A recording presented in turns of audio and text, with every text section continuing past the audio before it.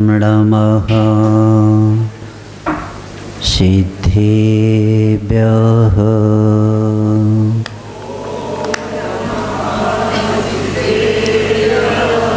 ॐ नमः सिद्धेभ्यः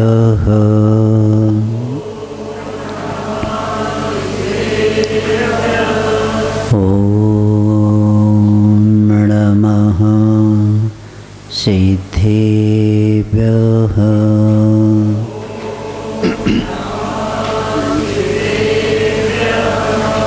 ऋभो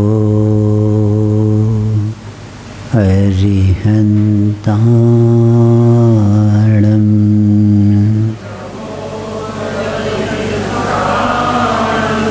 ऋभो सिद्धाणं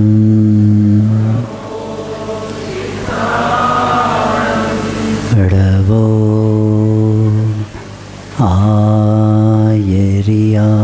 आयर्याणं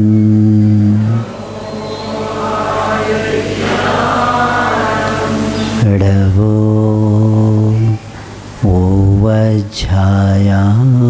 ओवज्झायाणं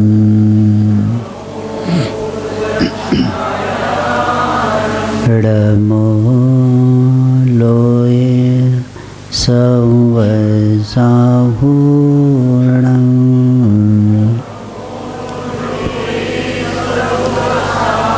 चतारि मङ्गलम् अरिहन्ता मङ्गलम् सिद्धा मङ्गलम् साहु मङ्गलम्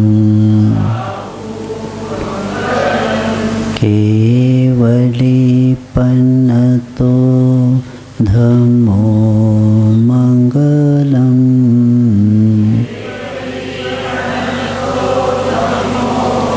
चतारि लोगोत्तमा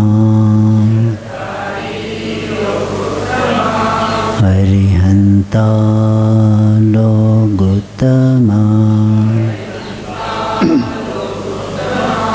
सिद्धा लोगोत्तमा साहु लोगोत्तमा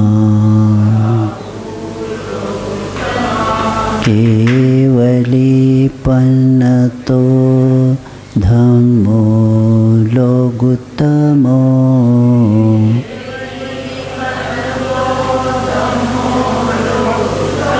चतारि शरणं पवज्जामि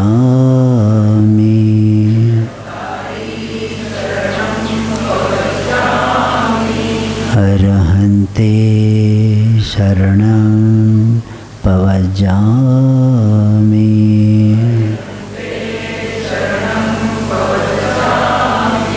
सिद्धे शरणं पवज्जामि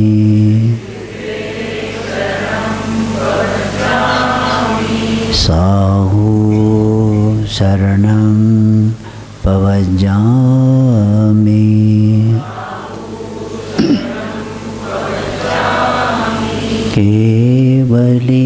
केवलीपन्नतं धम्मं शरणं पवज्जामि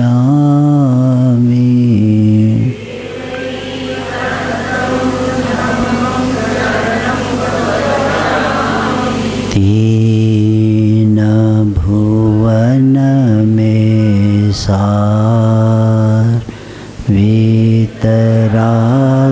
विज्ञानता शिव स्वरूप शिवकार नमो त्रियोग संहार के।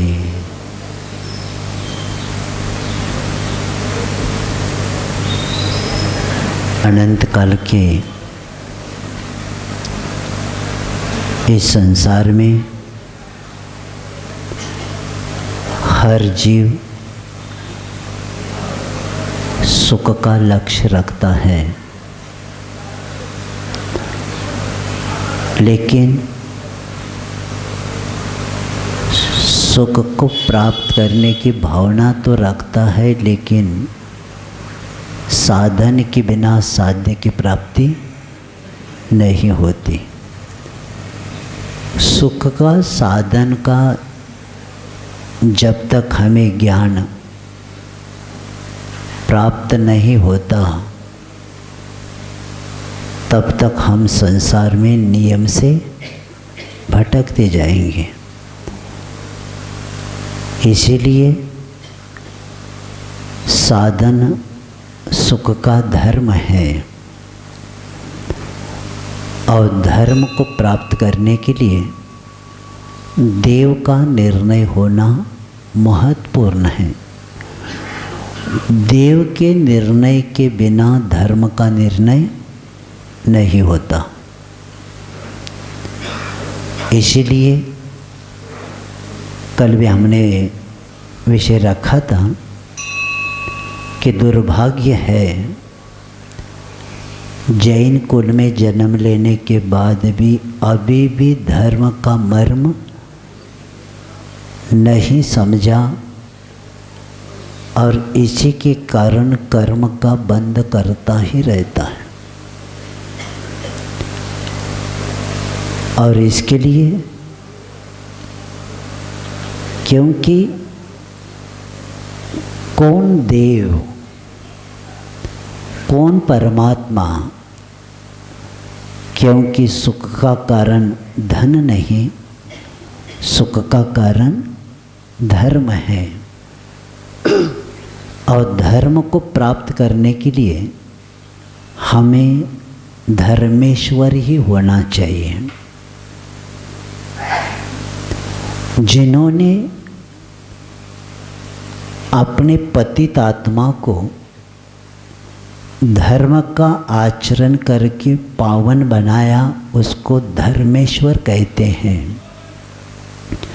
जिन्होंने खुद पहला धर्म का पालन किया और पालन करके अंतिम लक्ष्य को प्राप्त किया, ऐसी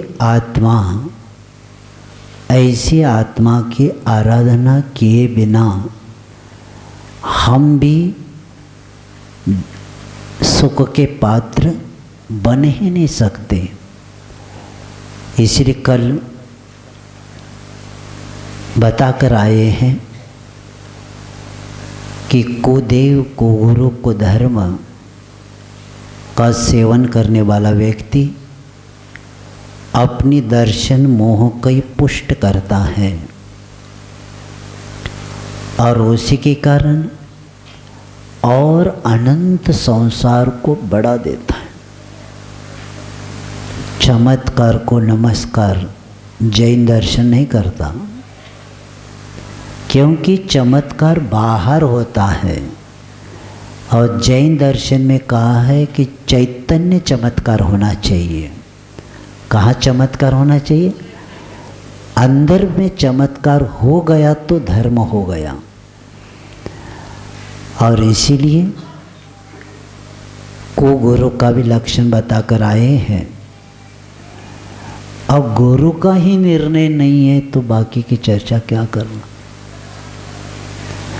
गुरु का स्वरूप और पंचम काल में जब तक गुरु आदर्श नहीं बनेंगे तब तक हम कहाँ चलेंगे।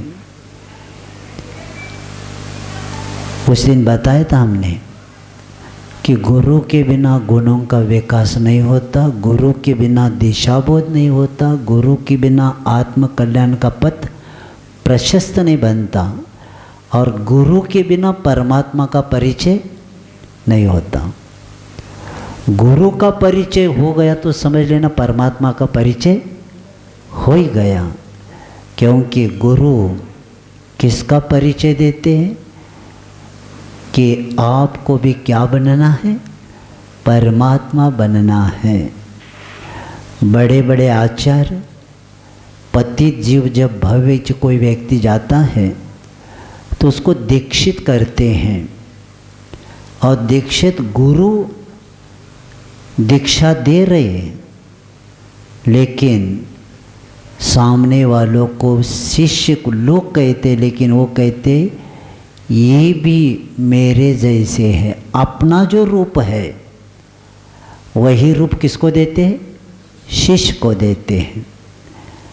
ऐसा नहीं कि गुरु का रूप अलग और शिष्य का रूप अलग नहीं। गुरु सामने वालों को भी उसी के अनुसार बनाते हैं, और जैसे गुरु का जिनलिंग है वैसे शिष्य का भी जिनलिंग बना के उसको कल्याण के पथ पर चलने का एक पात्र बना देते हैं। और एक कौन बना सकते? जिसमें अंतरंग में राग द्वेष नहीं है, जो धन अंबर से प्रभावित नहीं है, वही व्यक्ति बना सकते। जो धन से प्रभावित है, जो अन्य पर पदार्थ से प्रभावित है, वह कभी भी सामने वालों का कल्याण, जब खुद ही उपल नाव है, उपला नहीं पत्थर के नाव, जब खुद ही पत्थर की नाव है तो दूसरों को कहाँ तैराएंगे? खुद ही डूब रहे संसार में, और संसार में डूबने वाला तीसरे दूसरे वह कल्याण कर ही नहीं सकता। तो ये गुरु का बताने के बाद कल विषय चल रहा था कि जहाँ राग द्वेष है वहाँ नियम से संसार है। ज्ञानी की व्याख्या अमरकंटक की ओर विहार हो रहा था। आचार्य महाराज ऐसे बैठे थे, सब शिष्य बैठे थे, तो आचार्य महाराज जी कह रहे थे अब वर्तमान में ज्ञानी की व्याख्या परिवर्तन हो गई। जो प्रवचन करता है, जो कुछ शास्त्र ज़्यादा पढ़ता है, जिसके बोलने की कला है, उसको ज्ञानी कहते हैं। तो आचार्य महाराज जी ने कहा मैं उसको ज्ञानी नहीं कहता हूँ। ज्ञानी वह है राग द्वेष का निमित्त मिलने के बाद भी राग द्वेष नहीं करता, वही ज्ञानी है। और जो व्यक्ति ज्ञान होकर भी राग द्वेष करता है तो ये दूसरों को बताने के लिए, खुद के लिए नहीं है। और जितने राग द्वेष कम करेगा, उतने कम करने के लिए जो ज्ञान का उपयोग करेगा उतना ही ज्ञान उसका है। बाकी का ज्ञान प्रवचन का है, तो उसको कौन ज्ञानी कहेगा। और इसीलिए ज्ञान होना और ज्ञानी बनना और ज्ञानी के अनुसार आचरण करना, ये हर किसी का। इसलिए भगवान जिसको हम मानते हैं, अगर उनके पास राग द्वेष है, जिसके पास स्त्री है, जिसके पास शस्त्र है, उनको कभी भी हम भगवान नहीं कर सकते, क्योंकि भगवान भव बीजांगुर क्षयता ऐसा कुछ आया है। तो उन्होंने बताया, अन्य हिंदू शास्त्रों में आया है कि ब्रह्मा विष्णु जिन कोई भी हो, लेकिन क्या होना चाहिए कि भव का बीज का अंकुर समाप्त होना चाहिए। भव बीजांगुर क्षयता रागाद्या क्षम उपाय, ऐसे कुछ शब्द आया है। यानी जिनका भव रूपी बीज का अंकुर नष्ट होने के लिए राग द्वेष जिसके समाप्त हुए हैं, वो कोई भी हो, ब्रह्मा विष्णु हरिहर जिन कोई भी हो, लेकिन मैं उसको मानता हूँ कि जिनके पास राग द्वेष का क्षय हुआ है, समाप्त हुआ है। और ऐसे इसी बात को लेकर आचार्य पूज्यपाद महाराज चैत्य भक्ति में जिनेद्र भगवान के स्वरूप के प्रति बताते हुए कहा गया है कि निराभरण भासुरम विगत राग वेगोदया निरंबर मनोहरम प्रकृति रूप निर्दोषतः निरायुध सुनिर्भयम विगत हिंस हिंसा क्रमात् निरामिष सुतृप्त मद विविध वेदनात् क्षयात्। पूरा परमात्मा का स्वरूप 4 लाइन में सिद्धांत के अनुसार रखा गया है। निराभरण अने भासुर विगत राग वेगोदयात अने राग के उदय का वेग समाप्त हो जाने से। कौन सा वेग? राग का वेग समाप्त हो जाने से जो निराभरण यानी आभूषण से रहित होकर भी दैत्यमान है और जिनका निरंबर प्रकृति मनोहर प्रकृति रूप निर्दोषता प्रकृति रूप स्वाभाविक यथाजात नग्न दिगंबर मुद्रा के धारण करने से वस्त्र के बिना ही कैसे लगते? मनोहर। मन को हर व्यक्ति के मन को हरने वाले। देख लेना वीतराग प्रतिमा के सामने जाते तो भगवान कैसे लगते, कितने सुंदर वीतरागता देखते ही। क्योंकि कई दर्शनों की मान्यता है कि व्यक्ति की सुंदरता कपड़े में है, लेकिन जय दर्शन कहता है रिटर्न टू नेचर। आपने स्वभाव की ओर आना है तो आपको यथाजात रूप को ही धारण करना पड़ेगा। तो यथाजात जो जन्म के समय का जो रूप होता है यथाजात, यही नग्न मुद्रा के धारण करने से वस्त्र के बिना ही मनोहर है। और हिंस निरायुध सुनिर्भय विगत हिंस हिंसा क्रमान। और वे कैसे हैं? हिंस और हिंसा यानी जो प्राण है 10 प्राण और हिंस और हिंसा का क्रम दूर होने जाने से जो अस्त्र शस्त्र रहित निर्भय है और जो विविध प्रकार की वेदनाओं के जो उत्पन्न करने वाले क्षुधा तृषा आदि के क्षय हो जाने से जो आहार रहित होकर भी उत्तम तृप्त को प्राप्त किए हैं, ऐसे भगवान होते हैं। और ये भी याद रखना, ऐसे भगवान के पास मांगना नहीं पड़ता, बिन मांगे मूर्ति मिले। क्योंकि हमें आदत पड़ गई है कि भगवान के पास कब जाना।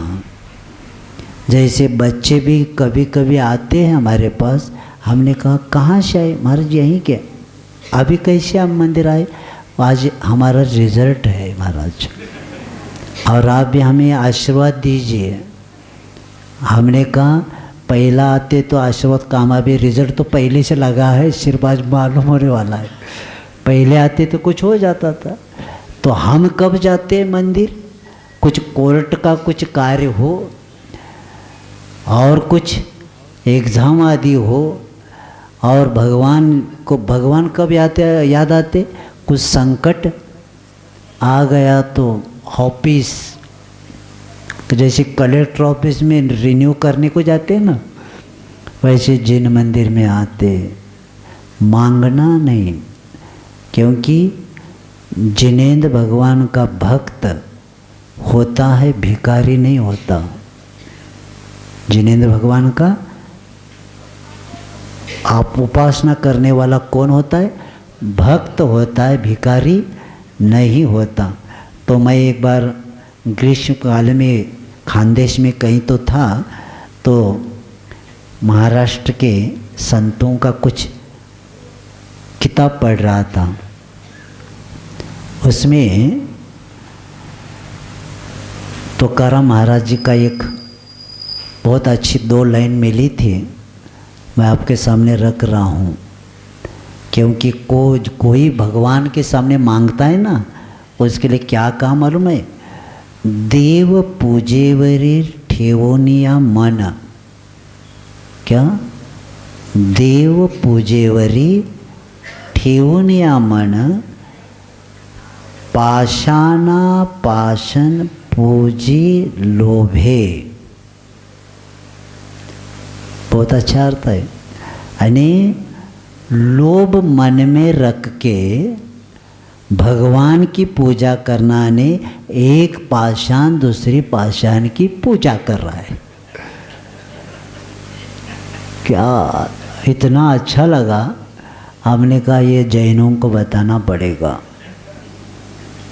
लोभ से पूजा कर रहे तो समझ लेना, यानी लोभ मन में रख के अगर भगवान की आप पूजा कर रहे हैं, इसका मतलब है एका दगडाने दुसऱ्या दगडाची पूजा करने होय।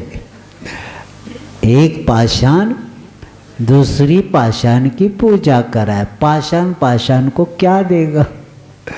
उसी तरह कितना दो ही लाइन है, लेकिन हमने सोचा तो करा महाराज जी ने भी क्या लिखा है, क्योंकि ये प्रत्येक व्यक्ति अलग अलग अतिशय जागृत क्षेत्र, ये क्षेत्र इस बड़ों का क्षेत्र, उस क्षेत्र में जाने से क्या होता है, बाकी के ऑफिस बंद है वहीं खुला है, वहाँ जाने के बाद क्या होता है, काम होता है। अरे वो काम करते तो तुम्हारी दुकान खोलने की क्या ज़रूरत थी।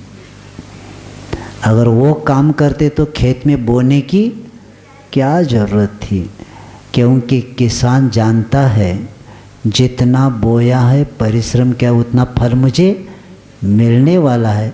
उसी तरह जिनेंद्र भगवान का भक्त भी जानता है जितनी भक्ति जितना पुण्य है उतना मुझे मिलने वाला है, मांगने की ज़रूरत नहीं। तो इसीलिए ये लक्षण बता के आचार्यों ने बताया है कि ऐसी परमात्मा का ही आपने क्या करना चाहिए, आराधना करना चाहिए। अगर मैं और एक विषय आपके सामने रख रहा हूँ कि जैन धर्म के आलम्बन से निर्वाण की प्राप्ति होती है। जो विद्वान हैं, जो कुछ अपने चिंतन को आगे बढ़ाना चाहते हैं, उनके लिए मैं विषय रख रहा हूँ। जैन धर्म के आलम्बन से निर्वाण की प्राप्ति होती है। जितने भी आत्मा से परमात्मा बने हैं तो दिगंबरत्व के बिना प्राप्त नहीं हुए। यदि अन्य साधन के मार्गों से निर्वाण मिलता तो वे मुक्तात्माओं के विषय में भी जैनों के समान स्थान, नाम, समय आदि जीवन की बातें उपस्थित करें तो जैन धर्म के सिवाय और कोई भी लोगों की सूची उपस्थित करने में समर्थ। जैसे हमारे भगवान जन्म स्थान बता सकते, उनका नाम बता सकते, समय बता सकते और उनके जीवन में तब कहाँ किया, पहला आहार कहाँ किया, निर्वाण को कहाँ प्राप्त किया, यह हम सब बता सकते। अगर कोई जैन दर्शन को छोड़ के कहता है हमारे भगवान भी मोक्ष को गए हैं, तो उनको बताना पड़ेगा कि आपके देव ने दीक्षा कहाँ लिया, आपके देव ने तपस्या कहाँ किया और कितने साल तक किया और मोक्ष आपके भगवान कहाँ से गए। एक भी भगवान का नाम उनके पास मोक्ष का स्थान है ही नहीं। जब हुआ ही नहीं तो कहाँ से देंगे। अब जबरदस्ती से गिरनार जी के ऊपर दत्तात्रेय की प्रतिमा रखी गई, अपने सत्ता के अधिकार का दुरुपयोग करके। लेकिन महाराष्ट्र छोड़ के मैं मध्य प्रदेश में भी देखा हूँ, गुजरात में एक दत्त का मंदिर दिखाए हमें। महाराष्ट्र के अलावा दत्तात्रेय का मंदिर कहीं पर भी नहीं, तो गिरनार में कैसे गए हो।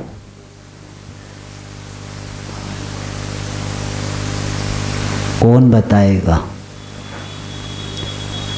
इसीलिए जब तक ये सत्ता है ना, तब तक आप कुछ नहीं कर सकते। आपने शपथ विधि में कहा था कि मैं सबसे व्यवहार सब धर्मों को लेके व्यवस्थित करूंगा। कोई एक शब्द भाई मैं भूल रहा हूं, मैं इस पद पर कभी गैर वापर नहीं करूंगा। ये स्पष्ट दिख रहा है हमें। जिस गिरनार जी के ऊपर कौन पहले से इतिहास है हमारा, और हिंदू शास्त्र में भी लिखा है कि उर्जयंत गिरी नेमिनाथ भगवान ही मोक्ष गए हैं। ये प्रभास पुराण आदि में लिखा गया है। इसीलिए एक भी व्यक्ति उनके यहाँ से निर्वाण को प्राप्त नहीं किया है। लेकिन सिद्धांत होता है, बहुमत के द्वारा भी सिद्धांत परिवर्तन। इसलिए हमने कहा थोड़े 2 दिन शांत बैठना पड़ेगा, बाद में ये और कोर्ट में विषय आएगा और लाना भी है हमें, और सब रेफरेंस अपने पास अभी से तैयार करके रखा है। लेकिन अभी रखेंगे तो सब उन्हीं का है, तुम्हारा क्या चलेगा? जो सत्ता जिस धर्म को आश्रय देता है वही धर्म आगे बढ़ता है, बाकी को सबको दबाया जाता है। तो इसीलिए जब उन्होंने महाराष्ट्र के अलावा उनका दत्तात्रेय का विहार हुआ ही नहीं।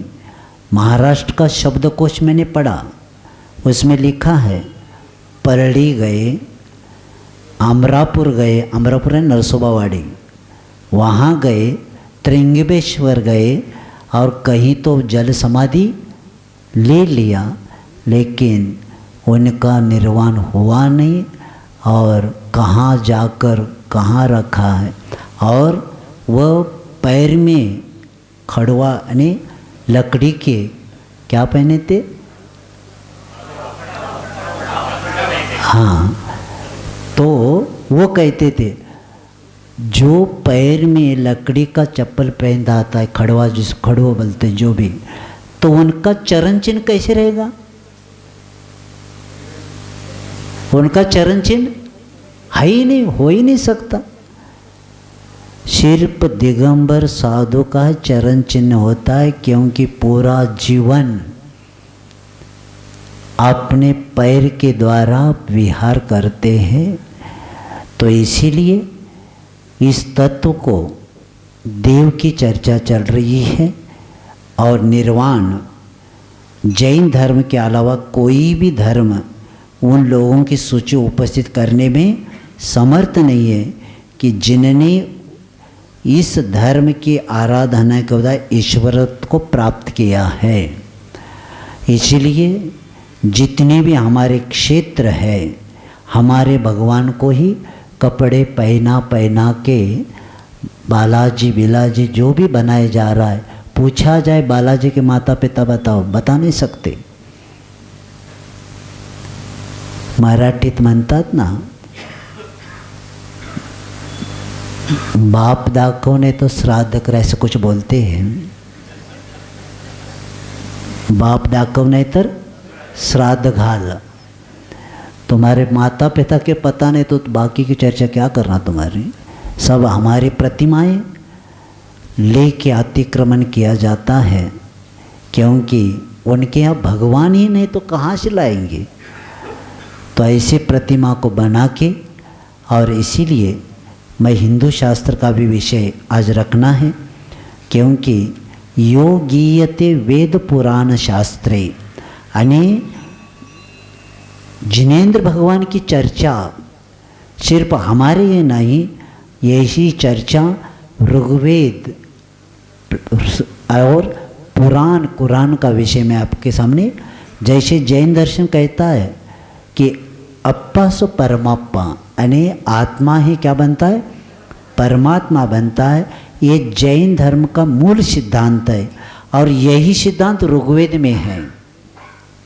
मैं ऋग्वेद का विषय आपके सामने रख रहा हूँ कि ऋग्वेद में अध्याय नंबर 4 में बताया है कि चत्वारो श्रृंग त्रयो यश पादा द्वे शीर्षे सप्त हस्तसो अस्य त्रिधा बद्धो ऋषभो रोरविति महादेव मर्ति निवेशः।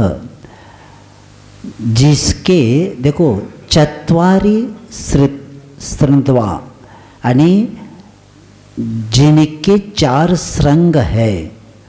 श्रृंग ने क्या?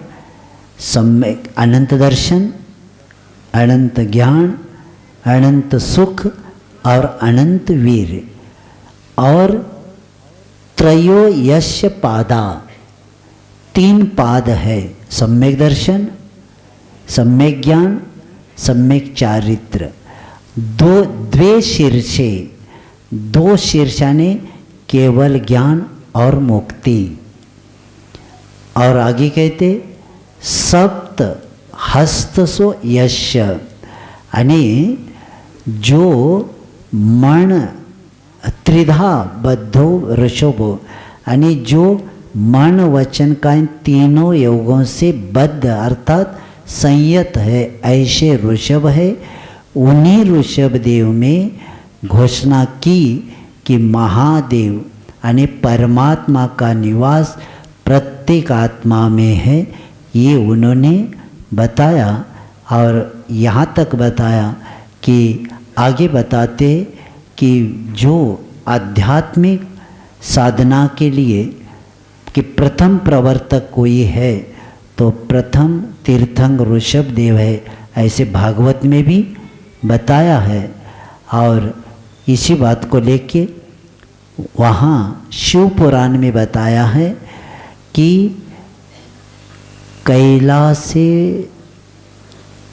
दर्शनन वर्त वीराणाम सुरासुरम नमस्कृत नीतित्रयश कर्ता यो युगतो प्रथमो जिना कैलास से विमल रम्य ऋषभ जिनेश्वर। और चकार अवतार सर्वगत शिव यानी वीर पुरुषों को मार्ग दिखाने वाले सुरासुरों के द्वारा वंदनीय नीति शास्त्र के उपदेशक और श्रेष्ठ ऐसे युग के प्रारंभ में प्रथम जिनेश्वर हो गए, विश्व कल्याण करने वाले। यानी यही जिनेश्वर कहाँ से? कैलाश पर्वत पर मुक्ति को प्राप्त किए। और यही सर्वज्ञ सवग यही है, यानी सर्वज्ञ शब्द जिनेश्वर भगवान के लिए किया जाता है। और शिव पुराण के समान ही जैन साहित्य में ऋषभ देव निर्वाण के स्थान कैलाश पर्वत बताया है। और इस बात को बताते हुए वायु पुराण में बताया है कि ऋषभ यानी ऋषभ देव ही सभी नैरशों में श्रेष्ठ और सभी क्षेत्रियों के पूर्वज है। तो उसमें बताया है कि ऋषभ पार्थिव श्रेष्ठम सर्व क्षत्रस्य पूर्वजम, यानी भागवत पुराण में बताया है कि सबसे श्रेष्ठ वही है ऋषभ देव। और इन्हीं के द्वारा बताते हुए बताते कि स्कंद नंबर 5 में बताते हैं कि ऐसे अयमावतारो राज सोप्लुसो कैवल्य प्रशिक्षणार्थ, यानी अर्थात जो रजोगुण व्याप्त मानव जाति को मोक्ष मार्ग दिखाने के लिए अर्हत भगवान ऋषभ देव का अवतार हुआ, ऐसे बता के बौद्ध ग्रंथ में भी बताया है। जो आर्य मंजू में बताया कि उन्होंने बताया श्लोक नंबर 390, 91 और 92 में बताया है कि हिमालय से सिद्धि प्राप्ति वे की और व्रतों को पालने में दृढ़ थे, वे ही निर्ग्रंथ तीर्थंकर जैनों के आप्त देव है। और धम्मपद बौद्ध ग्रंथ में 422 में कहते कि ऋषभ सर्वश्रेष्ठ वीर थे और इन्हीं के द्वारा ये काम हुआ है।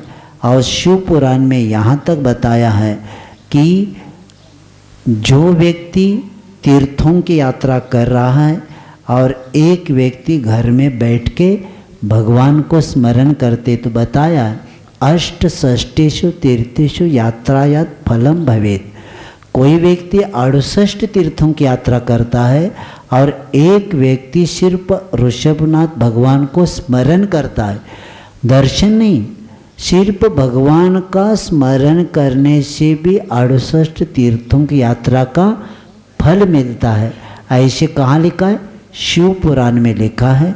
और ऐसे बताते हुए प्रसिद्ध वैदिक ऋषि कहते हैं कि भगवान ने अनेक अवतार धारण किए हैं और इसलिए यहाँ जिस प्रकार जैन ग्रंथ ध्यान किए हैं, उसी तरह हिंदू समाज में एक हठयोग प्रदीपिका जो सबसे महत्वपूर्ण योग शास्त्र है, योग के ऊपर, ध्यान के ऊपर, तो मंगलाचरण में लिखते हैं श्री आदिनाथाय नमस्तु तस्मै एनोपदिष्टा हठयोग विद्या विभ्राजते पुनर्राजयोग माराढो मिच्छिरोधी रोहिणीय। यानी श्री आदिनाथ भगवान को नमस्कार हो। उन्होंने उस हठयोग विद्या का सर्वप्रथम उपदेश दिया जो कि बहुत ऊंचे राजयोग पर चढ़ने के लिए नसेने की समान है। ऐसे बता के उन्होंने बताया कि संसार में अगर हठ योग का उपदेश किसी ने दिया है तो किसने दिया है? आदिनाथ भगवान ने दिया है, ऐसा उनमें उल्लेख आता है।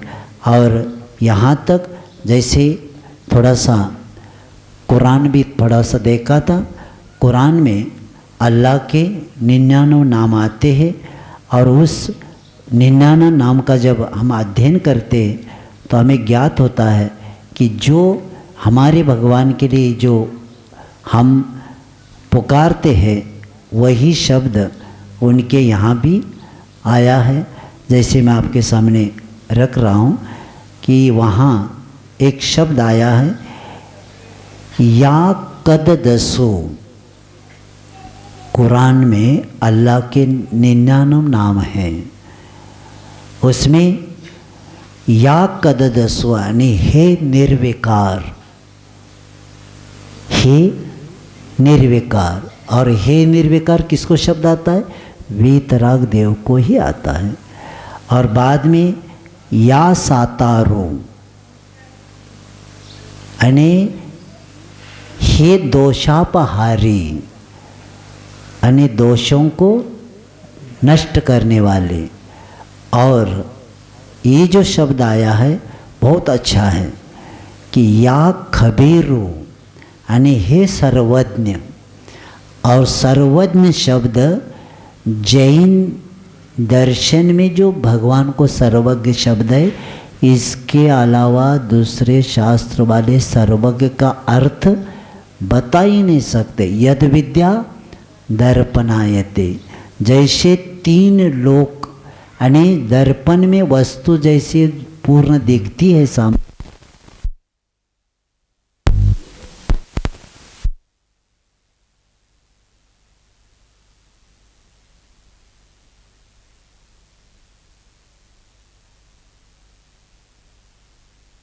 ये जो सर्वज्ञ शब्द आता है ये सिर्फ जैन दर्शन में जैसे दर्पण में वस्तु दिखती है वैसी तरह भगवान के ज्ञान में 3 लोक प्रतिबिंबित होता है।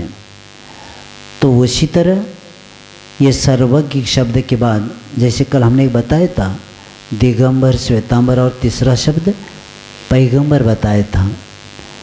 इसको शब्दों को भी समझेंगे। महाराष्ट्र के कीर्तन सम्राट शांति सागर महाराज के समय तात्या साहब चोपड़े होकर गए।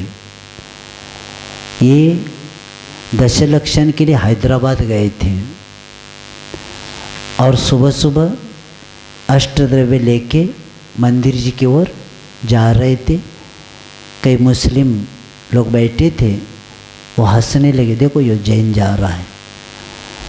तो तात्या चोपड़े ने कुछ उत्तर नहीं दिया। लौट के जब आ गए तो वो लोग बैठे थे, तो उन्होंने ये जैन दिगंबर ऐसे शब्द बोला था। तो उन्होंने कहा मुझे कुछ आपसे चर्चा करना है। आप पैगंबर की उपासना करते हैं ना, पैगंबर किसको कहते हैं? पैगंबर किसको कहते हैं? तो किसी को उत्तर आया नहीं। तब तात्या साहब चोपड़े ने बताया कि पै यानी कुछ नहीं, ग यानी गर्व, और अंबर यानी वस्त्र, यानी जिनके पास गर्व और वस्त्र नहीं उसको क्या बोलते हैं? पैगंबर बोलते हैं। ये शब्द बता के उन्होंने कहा आप थोड़ा सा अभ्यास करना आप लोग, क्योंकि तत्व समझे बिना धर्म का ज्ञान नहीं होता। लेकिन अज्ञानता भरी है, क्योंकि आदम बाबा भी बोलते हैं। लेकिन मुस्लिम किताब मेरुजुलिन बुत नाम की किताब है, उसमें लिखा है कि बाबा आदम का जन्म हिंदुस्तान में हुआ और यही ऋषभनाथ है, क्योंकि नबी के लड़का रसूल को आदम बाबा बोलते हैं। नबी का लड़का रसूल ही आदम बाबा। तो नाभि राजा को नबी बनाया, अब रसूल को यानी ऋषभ को रसूल बनाया। यानी इतिहास के पन्ने में जब देखते हैं, प्रारंभ कहीं से भी करो, जैन दर्शन से ही प्रारंभ होता है। लेकिन अज्ञानी की संख्या संसार में भरी हुई है, लेकिन ज्ञानी तो ज्ञानी होता है। मैं और एक मुजफ्फर हुसैन जी की बात रखता हूँ, जो जयसिंहपुर के चातुर्मास में 2 अक्टूबर को वहाँ आए थे। तो उनकी एक किताब है इस्लाम और शाकाहार, और उस किताब के ऊपर 2002 में उनको पद्मश्री पुरस्कार भी मिला है, और कहीं 14 अलग अलग अंतर्राष्ट्रीय कामधेनुओं के द्वारा अहिंसा विश्वविद्यालय से उनको विश्व रत्न से भी पुरस्कार किया गया है। तो इनकी किताब में एक 4 लाइन लिखा है, मैं इसलिए रख रहा हूँ, आप लोगों ने अध्ययन नहीं किया, लेकिन एक मुस्लिम बताता है। क्या लिखा है वहाँ कि प्रथम तीर्थंकर आदिनाथ को कृषि संस्कृति का प्रवर्तक माना जाता है। कौन बता रहा है? मुस्लिम बता रहा है। राहुरी विद्यापीठ वालों को भी पता नहीं कृषि का उपदेश कौन दिया। कुंभोज बाहुबली में शिविर चल रहा था, और राहुरी विद्यापीठ के अधिकारी आए थे। तो हमने सच पूछा, सर ये कृषि का उपदेश अनादिकाल का है महाराज। क्या बताए, जब कृषि विद्यापीठ वालों को भी पता नहीं कि कृषि का उपदेश कौन दिया, तो बाकी का हमारा भारत का इतिहास सब अंधकार में है। तो एक मुजफ्फर हुसैन कहते हैं कि प्रथम तीर्थंकर आदिनाथ को कृषि संस्कृति का प्रवर्तक माना जाता है। उन्होंने 80 मसी कृषि वाणिज्य के माध्यम से क्रमशः उद्योग धंधे, शिक्षा, व्यवसाय, रक्षा और योग धर्म का सूत्रपात किया था। उनके कला और शिल्प के गहन अध्ययन से इस दुनिया को सुजलाम सुफलाम बनाया है। यानी आदिनाथ भगवान के कारण ही हमारा ये क्या है, ये दुनिया पूरी विश्व क्या बना है, सुजलाम सुफलाम बना है। ये इतिहासों के पन्नों में विषय भरा हुआ है।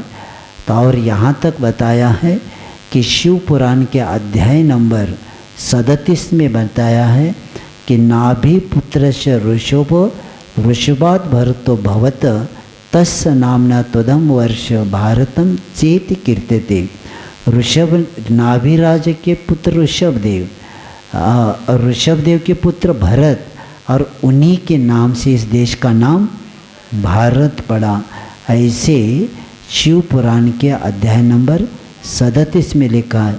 और महाराष्ट्र के संत ज्ञानेश्वर लिखते ज्ञानेश्वरी में कि महाराष्ट्र के आदिनाथ गुरु सकल सिद्धाचा, आदिनाथ ही सब सिद्धों का क्या है, गुरु है। ऐसे लिख के ऋग्वेद में बताया है कि 3 लोक में प्रतिष्ठित ऋषभदेव से लेकर वर्धमान स्वामी तक 24 तीर्थंकर ही क्या है, सिद्ध और शरण है, इसके अलावा नहीं है। ऐसे करके अन्य पुराणों में ये विषय बता के हमें इतिहास का जितने भी भगवानों के उल्लेख आता है प्रारंभ वहीं से हो जाता है। और इसी के उल्लेख से हर शास्त्र इसमें भरा हुआ है। और अथर्ववेद में बताया है कि जो संपूर्ण पापों से मुक्त आयुषक व्रतियों के प्रथम राजा आदित्य स्वरूप ऋषभदेव को मैं आह्वान करता हूँ। वे मुझे बुद्धि तथा इंद्रियों के साथ बल प्रदान करे, ऐसी भावना अथर्ववेद में भाई है। इससे ज्ञात होता है व्रतियों, तपस्वी और योगियों के शासक अगर कोई है वे ऋषभदेव ही है। इससे अपने को तीर्थंकरों का भान भी हो जाता है। और योग शास्त्र में आदिनाथ भगवान के बारे में शब्द आता है कि आदिनाथ शिव। टीका में आदिनाथ जो शब्द आता है ना, तो हिंदू शास्त्र के योग शास्त्र में जहाँ जहाँ आदिनाथ शब्द आया है उसकी टीका क्या करते, आदिनाथ शिवः सर्वेशा नाथानां प्रथमो नाथ। आणि आदिनाथाने शिव, शिवाने क्या, सर्वेशा नाथानां प्रथम, यानी सब नाथों में प्रथम नाथ। और आदिनाथ सबसे प्रथम ही नाथ है, आदिनाथ। तो ये भी उल्लेख वहाँ मिलता है। वायु पुराण में भी कहा है कि सब नरेशों में श्रेष्ठ क्षत्रियों के पूर्वक अगर कोई है तो ऋषभदेव ही है। ऋषभ पार्थिव श्रेष्ठ सर्व क्षेत्रस्य पूर्वम, ऐसे करके उल्लेख मिलता है। तो ऐसे प्रत्येक अन्य शास्त्रों में विषय बहुत भरा हुआ है, तो भी आपके सामने मैंने थोड़ा सा विषय रखा है। जैसे अभी मैंने आपके सामने रखा कि नेमिनाथ भगवान के प्रति, इसके बारे में भी आपके सामने विषय प्रभास पुराण का मैंने बताया। वहाँ का मैं बताता हूँ कि पद्मासन समासन शांत श्याम मूर्ति दिगंबर।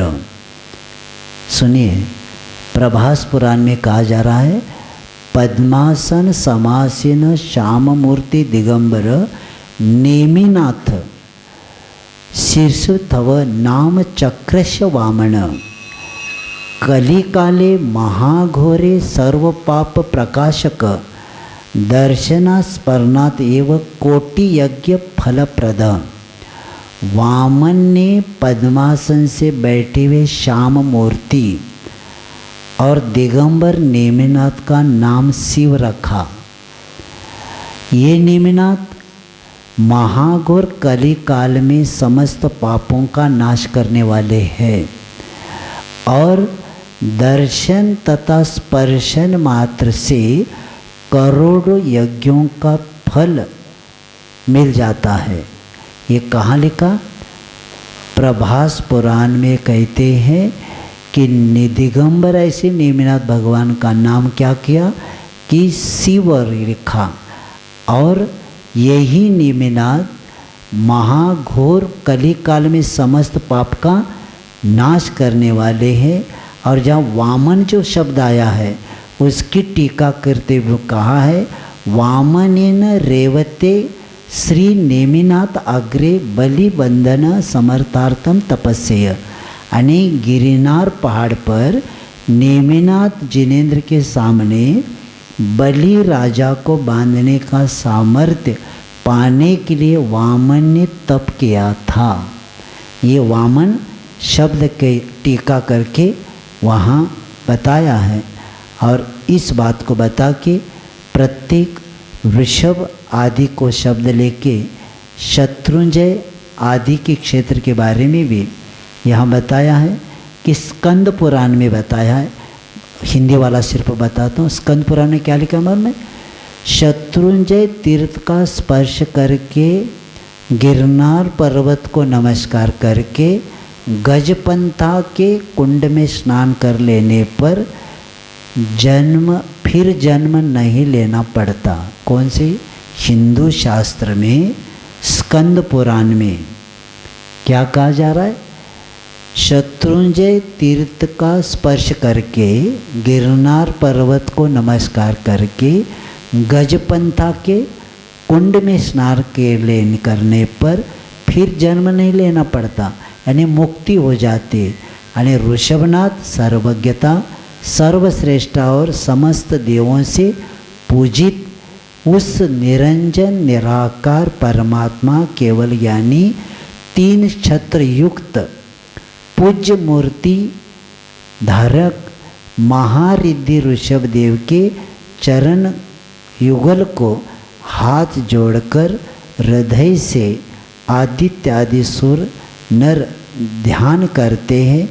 और ये शत्रुंजय गिरनार गजपति तीनों ही क्षेत्र किनके हैं? जैनों के हैं। लेकिन स्कंद पुराण में इसका उल्लेख किया है। ऐसे करते हुए इसीलिए पुराने हिंदू शास्त्र जब पढ़ते हैं, अब मनुस्मृति में भी लिखा है 68 तीर्थों के फल मिलना, एक बार ऋषभनाथ का स्मरण करना। लेकिन मैंने मनुस्मृति नई मंगवाई, उसमें वो निकाल दिया। पुरानी प्रति में मिलता है, लेकिन नए में ऋग्वेद के पुराने में मिलता है, लेकिन नए ऋग्वेद में निकाल दिया, क्योंकि यही श्रेष्ठ है कहने से उनका बच गया, कुछ है ही नहीं बचा। तो इसीलिए इतना विषय भरा हुआ है। और इसी के कारण इस देव के बारे में जो विषय आता है, क्योंकि देव इसी से बनते हैं और इसी के द्वारा कल्याण होने वाला है। और ये प्रत्येक शास्त्रों में, यजुर्वेद में भी लिखा है कि ओम नमो अरहतो ऋषभः, यानी ऋषभ देव ही अरहंत है। और उनको मैं क्या करता हूँ? नमस्कार करता हूँ।